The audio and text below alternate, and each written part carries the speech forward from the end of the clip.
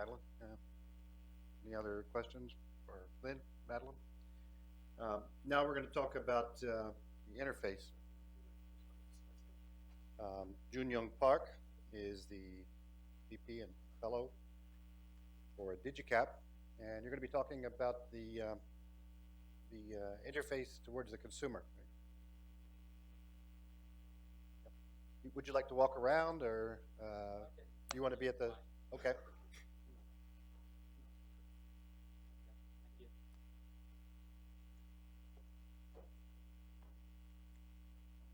Hi, do you hear me okay? Okay, my name is Joonyoung Park for DigiCAP. I'm from Korea, South Korea, not North. And well, it's a little bit last minute. Peter asked me. I was preparing a presentation for this show. On behalf of the Presley, from Broadcast Electronics, and it was kind of last minute. And then I was preparing presentation for standard detail and technical detail. And then Peter asked me, no, here, you guys are expert on the broadcasting, so he wanted me to, present something high level and consumers, and then some user experiences. And then, yes, that's how I prepare the presentation. So here, I will present some of the very high level user experiences, and then some of the challenges, and then my own insights. It's a little bit, maybe different than maybe industry thinking. It's just my own experience. If there is something not correct or something not relevant, because I'm also from Korea, entirely different from internet conditions and the broadcast conditions. So let me know. I can correct it, and then I can improve it. Because this slide is the first time I'm presenting, and it will be getting better next time. Okay, so this is not something new. So we know that consumers are watching televisions on their phones and tablets, because I'm doing it. I think some of you guys doing it. It's nothing new, right? So more people are doing it, and then numbers showing that. It's boring, the numbers. And also I'm showing this number, the shipment of television units are decreasing. Well, of course, it may not be nothing new, but to me, it's showing something in a different perspective. Your manufacturers or partners, the television television manufacturers, they're not reducing number of shipment because they're decreasing. Actually, Panasonic, Samsung, and LG, all those manufacturers are growing year over year. But why the number of television units are decreasing? It's because they're getting into the mobile business. They're focusing, they are putting more attention on the mobile business, not the television business. So this, as broadcasters, you may need to think about what the services you are putting on the air, or using that ATSC or NextGen television, right? So you need to reach out to more mobile the users. Okay, next thing, when I hear ATSC again, ATSC 3.0, first thing I came up my mind maybe several years back was something like this. Do I need to climb up rooftop again to install new antennas? Well, the consumers are already doing this, but it's not the clean walls. The NextGen television, can NextGen television make my walls more cleaner or better reception? That might be some the consumers asking. Okay, here's another one. Madeline just talked about the data casting, right? So there are more smarter cars out there, meaning that there will be more software they need to manage. So some of the OEMs are already doing this. They're delivering software update over the air, but it takes time. It's very expensive, right? Can we do this much more cheaper, no extra cost? and then make it faster. And then this one is also very interesting because I did my experimentation while I was driving from Las Vegas to Los Angeles. So more people using the mobile phone, often or quite often they're using the phone while they're driving as a navigation. It's not that navigation business is going away. People, rely on mobile phones to do the navigation. LTE, sorry, the typo here, 5G will not cover everywhere. There's a good economic reasons why it doesn't cover everywhere. Alright, so NextGen TV can transmit the map data or traffic information more cheaply and faster. So this is my the experimentation while I was driving right after the CES from Las Vegas to Los Angeles. Okay, I just turned on the Apple map in the middle of desert. I know there's a good economic reason why the T-Mobile or Verizon not covering in the middle of nowhere, right? Because it's not economical for them. But see that it took 2 minutes to load up entire high-resolution map. Wouldn't it be better user experience to provide some traffic information, the map data without any disruption, even though I'm in the middle of desert driving. Okay, so I'm switching gear a little bit, to the broadcaster perspective, because again, tell me if this data is not relevant to the U.S. market. But I took some research the survey. As you can see, the broadcast perspective, the way I see, the customers to broadcasters are not consumers. Their customers are more like the cable operators for the retransmission revenue. Also, their customers are advertisers. Broadcast can get them more advertisement revenue. So here, one piece of it. So some of the revenue, I think it's getting bigger as I see the numbers. The retransmission revenue is getting bigger year over year. It's getting to be more important to the broadcasters. Well, the NextGen TV improved the retransmission commission in the end. So here's my the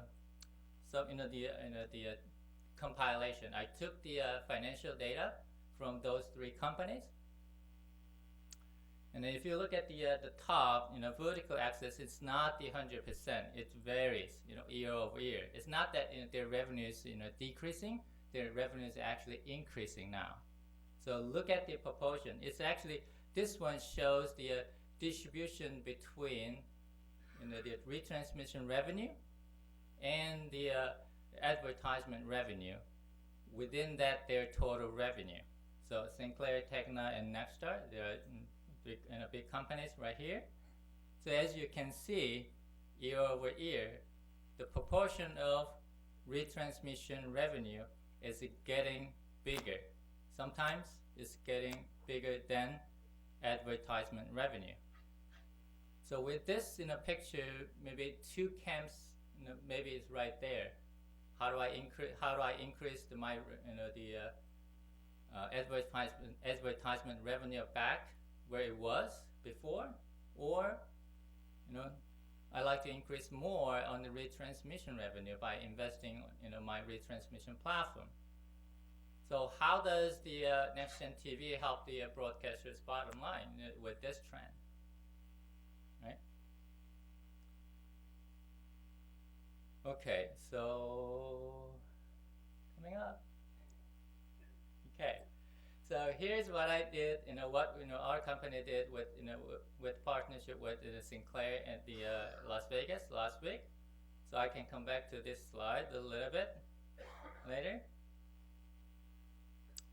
So as you can see, we rented a small house via Airbnb around 20 or 30 miles away from the transmission site. So we made it on air ATSC 3, So it's a little bit 20 miles, I guess, about 30 miles. Here, we used the very old the flat antenna. Actually, we asked the owner of that Airbnb the house, and then he bring that very old the antenna from his somewhere in a drawer. And then here you can see the Wi-Fi router and the Android tablet. It's a non-ATSC Android tablet. It's connected to the Wi-Fi router. And also, as you can see, here is a non-ATSC3 TV connected to non-ATSC3 Apple TV, using the HDMI. So in the middle, you can see that Apple TV is sitting on top of Homecaster. Homecaster is our product name. It's a low-cost home gateway terminating ATSC 1 and 3 signals, retransmitting them in MMT, route, HLS, within home network, to that the Wi-Fi router. It is very simple, RF in and then Ethernet out. So that way we can make the NextGen TV experience can be implemented, can be viewed by the consumers already very familiar with the Android tablet, phones and smart televisions inside a home. They're also very accustomed to Wi-Fi environment as well today, I believe. Okay, here's the some more the numbers you guys are really familiar with. This is SNR. It's very nice, and then the signal strength was also very nice, even though we put the very small antenna inside a home 20 miles or 30 miles away from the transmission site. And then this is the throughput we got around less than the 10 megabit per second by carrying one HD I believe that's the 1080 HD service, and then two 720p HD videos as well. So we're trying to solve, with that the challenges in mind, what we're trying to solve was that how do we make the consumer's experience better, right? So letting the consumers watch television shows on the mobile device inside a home, right? Multiple people, different channels. So the device had it in the two tuners. We also did, DigiCAP also do the head end equipment. We use our head end to pack the up to the 1072, 720 HD signals in one single 6 MHz channel. So think about it, as you're combining two channels together. So now broadcasters or any other service providers may be able to do a skinny bundle type of services, addressing directly to the consumers. That is also one of the opportunity maybe this NextGen TV can bring in the end. So another use case is that also the NextGen, as the NextGen TV standard has been developed, was that how do we combine OTA and OTT experience together, right? Because it's based on IP. It's very easy. As I can, the device doesn't do any decoding or encoding again. It just get the the HEVC over the IP, just take off the ATSC headers, and then just pump the videos directly to the the network, IP network, right? It's easy. Then without translating any videos here, we can make this two different mediums very seamlessly inside a home environment.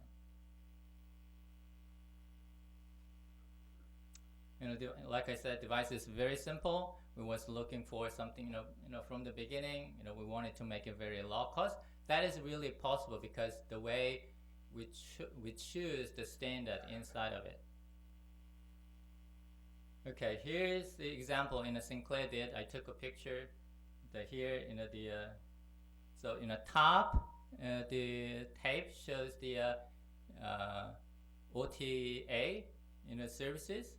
And then the second tape shows the the OTT signals here. So it's seamlessly integrated inside of the one single app. that's the Sinclair presented at the ATS booth. Okay, so another one is the data casting.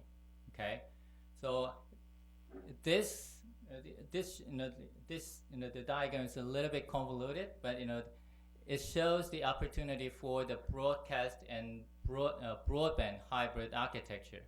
So it's really possible to offload broadband or wireless the IP content to the broadcast, so that this diagram shows that you can use by using the data casting, you can use such a device as a kind of small, or we call it nano-CDN device. When consumers ask, people let's say think about the YouTube cases, right?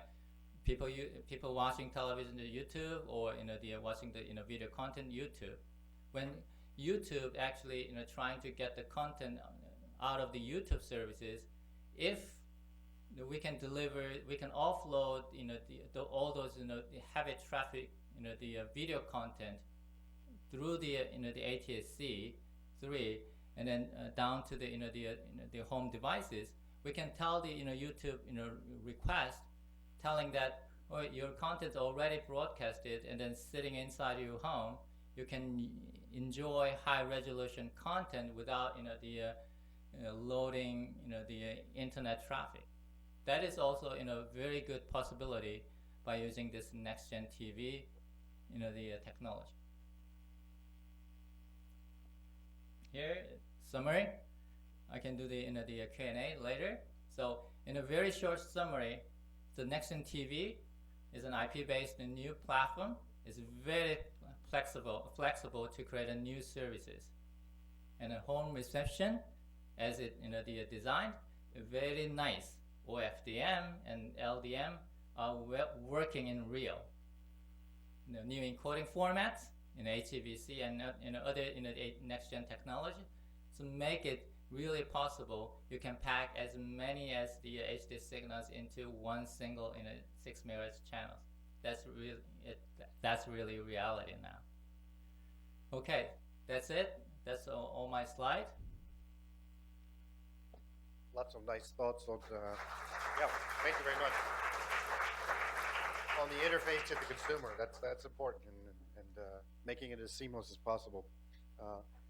Any comments about the consumer interface experience? Yeah. Hello. Yeah. Get a microphone. Yeah, I just, this is Mark Aiken, Sinclair Broadcast, One Media. I just wanted to underscore probably the most important takeaway that you need to have from what was just being spoken about. You have OTA, which is delivering OTT. At the simplest level, the software that was being used to demonstrate the over-the-air component on the ATSC booth was in fact our OTT software.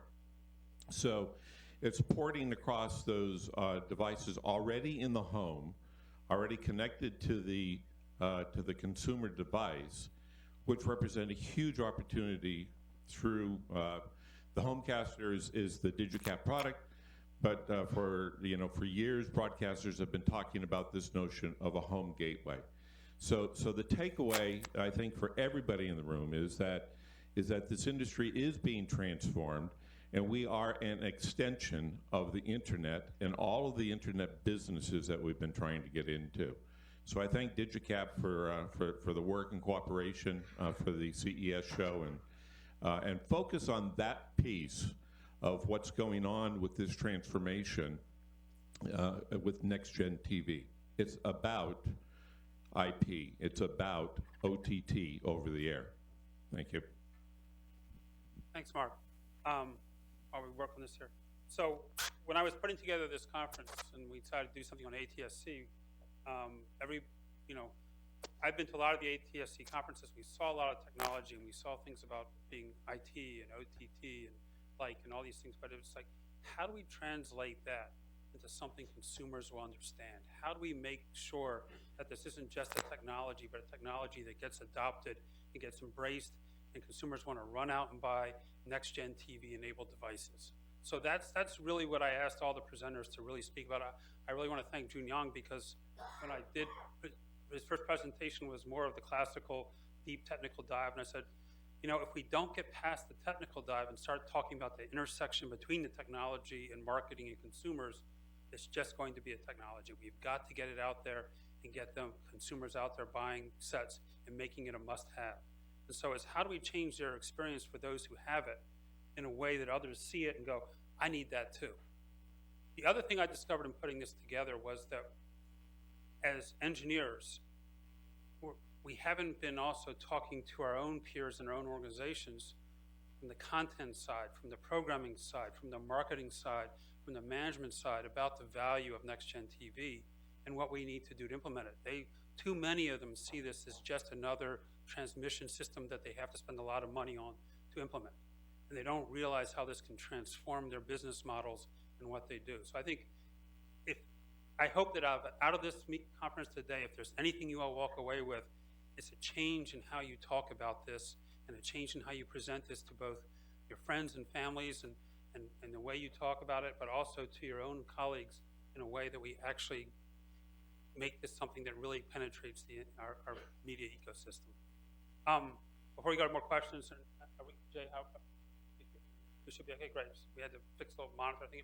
There are lots of seats down front here, so all of you standing, please come on in, have a seat. There are seats over here in the middle. If there's somewhere there it says reserved and people aren't sitting there, well, they're open seating now. So come on in. Don't be standing up there. All right. Any more questions? We have time for a couple more questions. Yeah. I don't know where the microphone is. Any more comments on the consumer experience or the interface of the consumer? Yeah. Get them the microphone. Yeah, so the Homecaster you just showed, is that a product that's available? Like, what stage are you in the development and release of that product?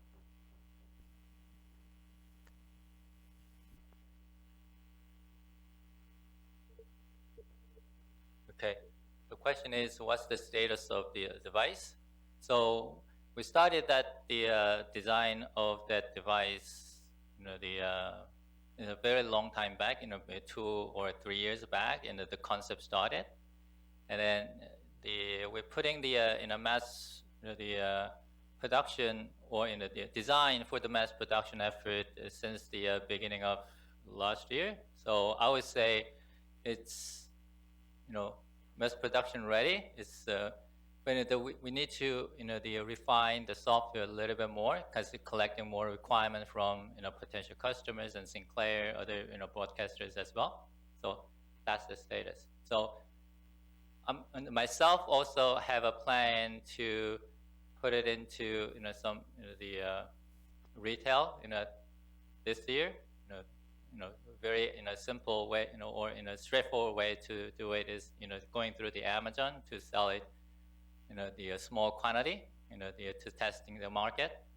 So that's the plan. And then I'm also, talking to other, the broadcasters, other customers as well, to create some more opportunity here, business opportunities. Okay. Thanks. I mean, it's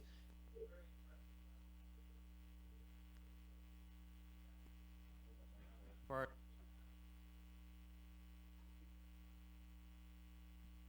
Try this mic here. That one seems to be cutting out.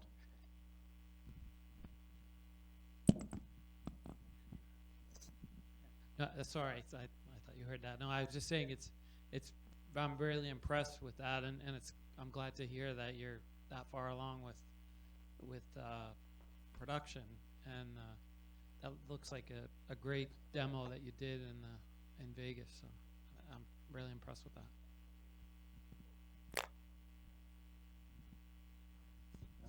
Any more questions? Otherwise, we can go to our next presentation.